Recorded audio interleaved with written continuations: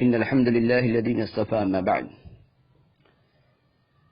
عن أنس رضي الله عنه قال قال رسول الله صلى الله عليه وسلم: اعتدلوا في السجود ولا يبسط أحدكم ذراعيه انبساط الكلب.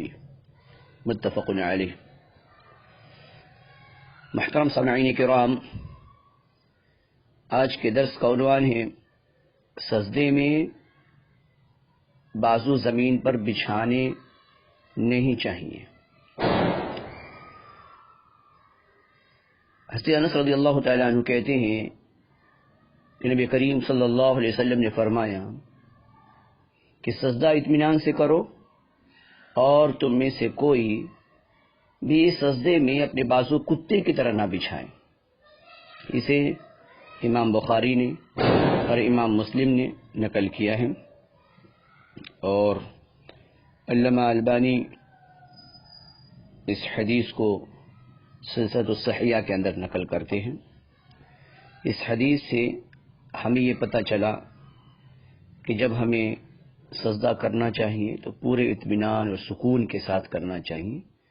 پیشانی اور ناک زمین پر لگ جانے چاہیے، اور بازو یعنی جو کوہنیوں کا حصہ ہے وہ اوپر رہنا چاہیے، نہ کہ زمین میں ہم بچھا دیں. تو اس کی مشابہت یہ بیان کی جا رہی ہے کہ بازو کو کتے کی طرح نہ بچھائیں.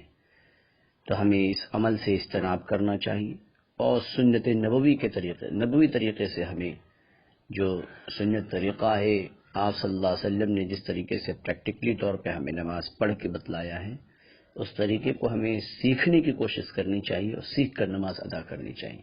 اللہ سبحانہ و تعالیٰ سے ہم دعا کرتے ہیں کہ اللہ سبحانہ و تعالیٰ جانے انجانے میں جو ہماری نمازوں میں کمیاں کوتاہیاں ہو گئی ہیں، اللہ سبحانہ و تعالیٰ اپنے آپ کو کرم سے معاف فرمائے، اور اللہ رب العالمین ہمارے رکوع و سجود تو اللہ رب العالمین شرف قبولیت سے نماز کا نجات کا ذریعہ بنائے.